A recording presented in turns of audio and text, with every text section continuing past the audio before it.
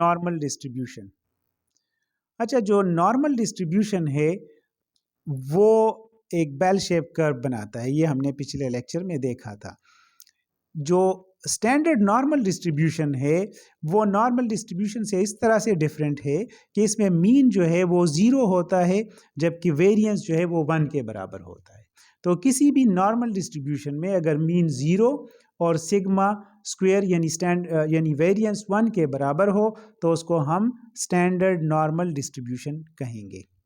अब अगर आप सोचें तो रियल लाइफ में इस तरह का कोई डिस्ट्रीब्यूशन एग्जिस्ट नहीं करता, क्योंकि कोई भी नॉर्मल डिस्ट्रीब्यूशन ऐसा नहीं होता जिसमें मीन 0 हो और वेरिएंस 1 हो।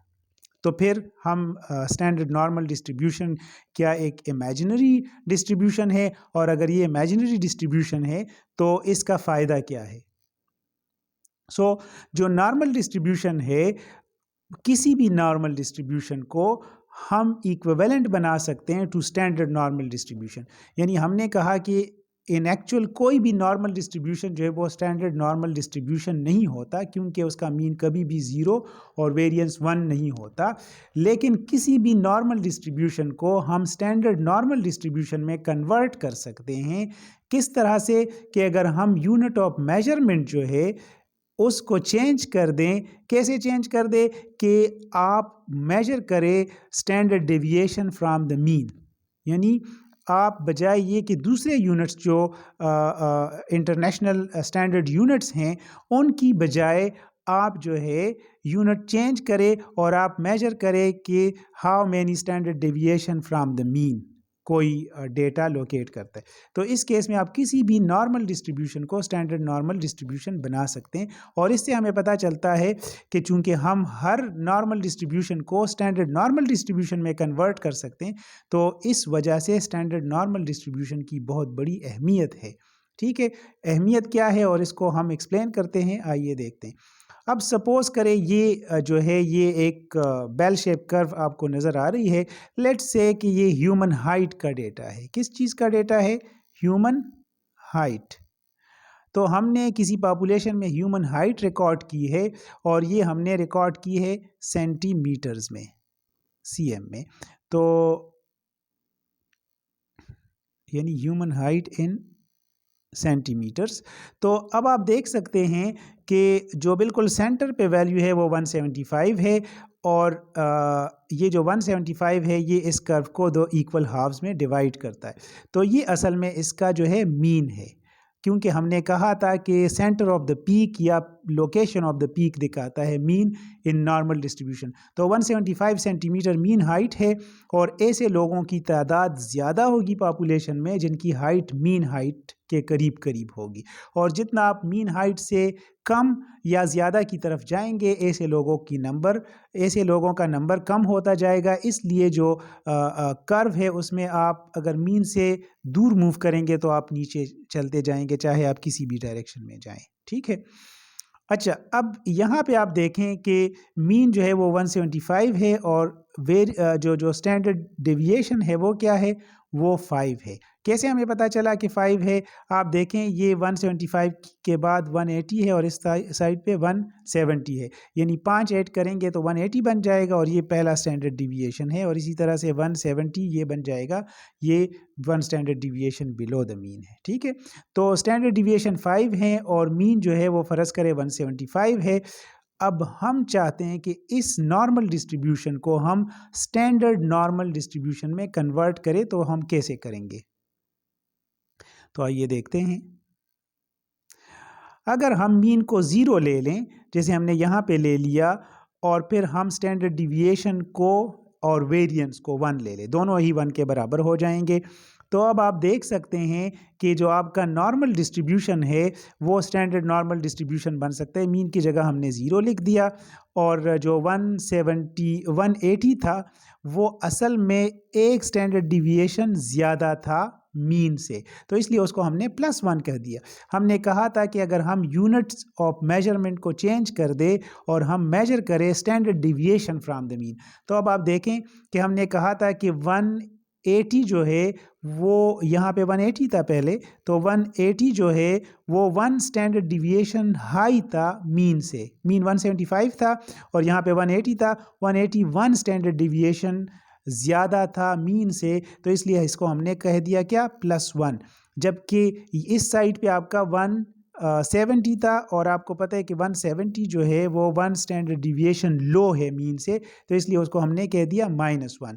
इसी तरह से जो 185 है वो 2 स्टैंडर्ड डिविएशन हाई है मीन से, और जो 165 है वो 2 स्टैंडर्ड डिविएशन लो है मीन से। तो इसको अगर हम देखें तो इसको हम +1 और +2 से रिप्लेस कर सकते हैं। इसी तरह से 3 स्टैंडर्ड डिविएशन हाई और 3 स्टैंडर्ड डिविएशन लो जो मीन से वैल्यूज़ हैं उनको हम रिप्लेस कर सकते हैं बाई +3 एंड -3। ठीक है, तो अब आप देखें कि ये +3 और -3 बन जाएंगे। तो अब ये जो हाइट का डेटा था जो नॉर्मल डिस्ट्रीब्यूशन फॉलो कर रहा था उसको हमने चेंज कर दिया किस चीज़ में, उसको हमने चेंज कर दिया स्टैंडर्ड नॉर्मल डिस्ट्रीब्यूशन में। यानी एक आम नॉर्मल डिस्ट्रीब्यूशन को हमने चेंज कर दिया स्टैंडर्ड नॉर्मल डिस्ट्रीब्यूशन में। How, by changing the unit to measure standard deviation from the mean. तो अब हम कह सकते हैं कि यहाँ से यहाँ तक का जो रेंज है, यानी ये और ये जो पूरा एरिया है, ये with in 1 standard deviation data है, यानी एक स्टैंडर्ड डिविएशन अबाव या 1 standard deviation below the mean का जो एरिया है वो ये बनता है। ठीक है, इसी तरह से अगर आप यहाँ से यहाँ तक इस एरिया को देखें तो ये क्या बनता है, ये विद इन 2 स्टैंडर्ड डिविएशन बनता है, यानी 2 स्टैंडर्ड डिविएशन बिलो और 2 standard deviation above the mean ये डेटा जो है वो ये एरिया कवर करता है। ठीक है, और इसी तरह से अगर आप यहाँ से यहाँ तक देखें तो ये with in 3 standard deviation data है, यानी ये 3 standard deviation above and 3 standard deviation below the mean जो डेटा है वो इस पूरे एरिया को कवर करता है। ठीक है,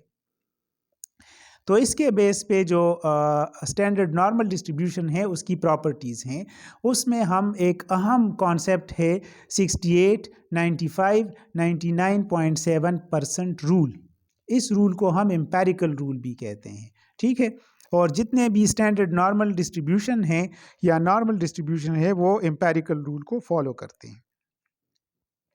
इसका मतलब क्या है, इसका मतलब ये है कि 68% of the data fall with in 1 standard deviation of the mean, यानी 1 standard deviation above and below the mean का जो डेटा है वो 68% डेटा होता है, या अगर हम पॉपुलेशन की बात करें तो 68% इंडिविजुअल्स ऐसे होंगे जो कि with in 1 standard deviation of the mean जो है वो फॉल करेंगे।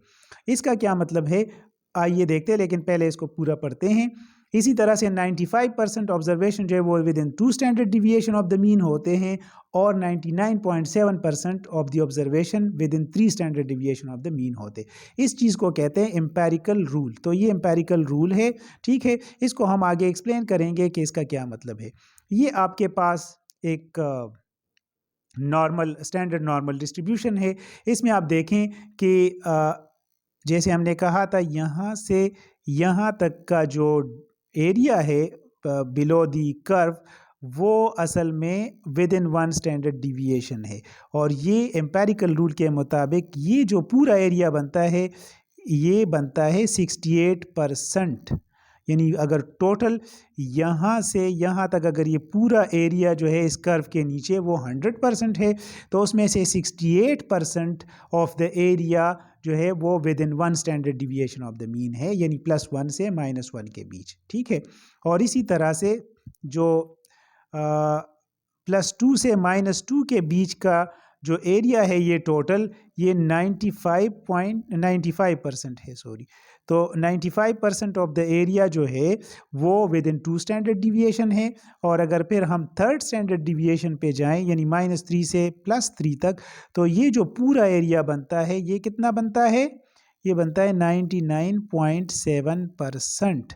तो ये पूरा एरिया ये सारा अगर इसको हम शेड कर दें तो ये बनता है 99.7%। तो ये एम्पेरिकल रूल है। इस रूल को अप्लाई करते हुए हम बहुत सारे प्रॉब्लम सॉल्व कर सकते हैं। ठीक है।